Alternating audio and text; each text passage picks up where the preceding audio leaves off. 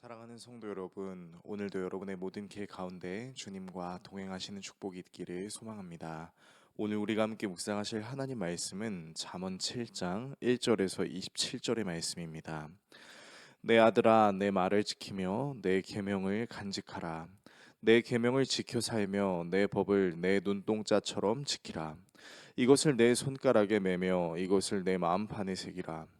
지혜에게 너는 내 누이라 하며 명철에게 너는 내 친족이라 하라.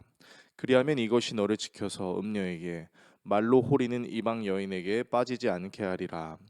내가 내 집 들창으로 살창으로 내다보다가 어리석은 자 중에 젊은이 가운데 한 지혜 없는 자를 보았노라. 그가 거리를 지나 음녀의 골목 모퉁이로 가까이 하여 그의 집 쪽으로 가는데 저물 때 황혼 때 깊은 밤 흑암 중에라. 그때의 기생의 옷을 입은 간교한 여인이 그를 맞으니 이 여인은 떠들며 완악하며 그의 발이 집에 머물지 아니하여 어떤 때에는 거리 어떤 때에는 광장 또 모퉁이마다 서서 사람을 기다리는 자라. 그 여인이 그를 붙잡고 그에게 입맞추며 부끄러움을 모르는 얼굴로 그에게 말하되 내가 화목제를 드려 서원한 것을 오늘 갚아노라. 이러므로 내가 너를 맞으려고 나와 내 얼굴을 찾다가 너를 만났도다.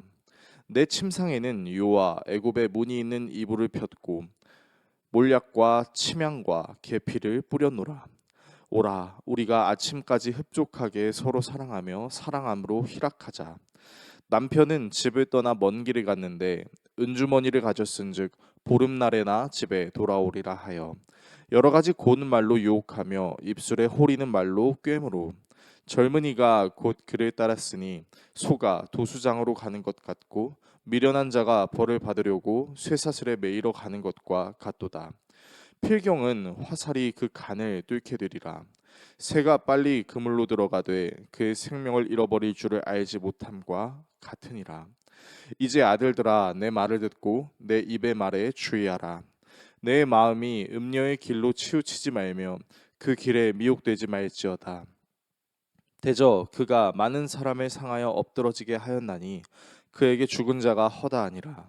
그의 집은 스올의 길이라 사망의 방으로 내려가느니라. 아멘.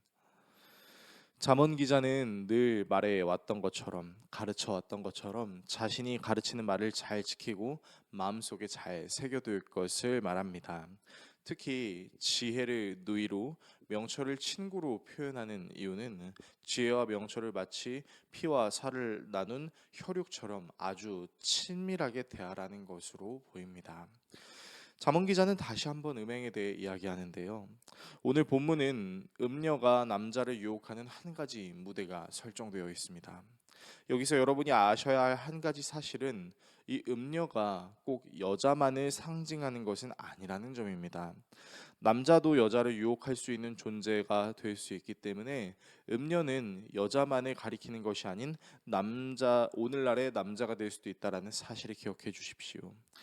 자문 기자는 자신이 집 창가에서 밖을 내다보고 있었는데 지혜 없는 한 젊은이가 어떤 음란한 여자의 집으로 곧장 발걸음을 옮기는 모습을 봅니다. 여기서 음란한 여자는 창녀가 아니라 남편이 있는 한 가정의 여자입니다. 이 여자는 땅거미 가지고 어두워진 밤에 창녀가 입는 옷을 입고 교활한 마음을 품고 남자를 맞이합니다. 이 여자는 거리든 광장이든 길목이든 가리지 않고 사냥감을 노리는 맹수와 같습니다. 그리고 자신의 집을 찾아온 젊은이를 와락 붙잡고 입을 맞추며 뻔뻔한 얼굴로 이렇게 말합니다. 오늘 나는 화목제를 드려서 내가 서원한 것을 실행했고 그래서 나는 당신을 맞으려 왔고 애타게 찾았습니다. 침대를 화려하게 수놓았으니 아침이 되도록 사랑에 빠지고 서로 사랑하며 즐깁시다. 남편은 먼 여행길을 떠나 집에 없고 돈주머니를 가지고 갔으니 보름달이 뜰 때라야 집에 돌아올 것입니다. 한 남편을 사랑하고 집안을 돌보아야 할 한 여자가 남편의 출장을 틈타 한 젊은이를 이용하여 자신의 음욕을 채우려고 하는 것이죠. 그런데 특이한 점은 이 가정주부가 젊은이를 유혹할 때 화목제를 언급하고 있다라는 것입니다. 화목제는 하나님과 친교 및 화목을 위해 드리는 제사이고, 이 제사 때는 희생 제물의 고기를 먹을 수 있는 특징이 있고, 이 여인은 화목제의 고기로 젊은이를 유혹하고 있습니다. 잠언 기자는 이런 여자의 집은 스올, 지옥과도 같은 곳이며 사망의 방으로 내려가는 것과 같다라고 말합니다. 오늘의 말씀을 우리의 삶에 어떻게 적용해야 할까요? 음란을 표현하는 여자의 특징은 이미 그녀는 가정을 꾸리고 있는 주부라는 사실, 그리고 자신의 음란함을 정당화하기 위해 하나님의 은혜의 방편을 이용하고 있다는 사실입니다. 이 여자의 모습을 통해 우리는 이미 한 가정이 있음에도 불구하고 사람은 음란한 마음을 가질 수 있는 연약한 존재라는 사실을, 그리고 자신의 음란함을 합리화, 정당화시키기 위해 하나님의 말씀을 이용할 수 있는 연약한 존재라는 사실을 알 수 있습니다. 잠언 기자가 자꾸만 자신의 명령과 가르침을 마음속 깊이 간직하고 지킬 것을 요구하는 이유는 바로 이러한 이유들 때문입니다. 아담이 선악과를 먹었던 장면을 기억해 봅시다. 분명 그는 하나님께서 왜 먹지 말라고 말한 선악과를 먹었냐고 물으실 때, 하나님께서 내게 주신 여자, 그 여자가 나에게 먹으라고 줘서 먹었다라고 말하는데요. 이 말은 겉으로 볼 땐 하와 때문에 자신이 먹게 됐다라고 핑계를 대는 것 같지만, 사실은 하와를 핑계대는 것이 아닌 하와를 창조하신 하나님께 잘못이 있다라고 말하는 것과 같습니다. 하나님께서 은혜로 주신 인생의 반려자를 자신의 죄를 짓게 만들어버리는 원인으로 삼는 것이나 다름없는 것이죠. 이렇듯 사람은 하나님이 주신 은혜의 방편을 자신의 죄를 정당화, 합리화시키는 도구로 삼을 수 있습니다. 이 세상은 아직 완성된 하나님의 나라가 아니기 때문에 여전히 우리를 넘어뜨리게 만드는 유혹이 있을 수 있습니다. 사도 베드로는 마귀는 우는 사자와 같이 두루 다니며 그리스도인들을 호시탐탐 삼키려고 하기 때문에 항상 근신하고 깨어 있으라고 얘기했습니다.